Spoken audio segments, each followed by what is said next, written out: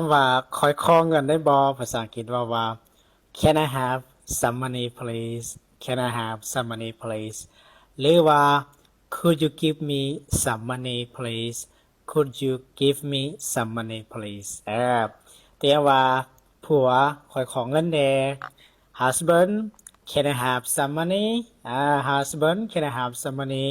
หรือว่าถ้าเป็นสไตล์แบบแฟนเราจะใช้ว่า Darling หรือว่า Honey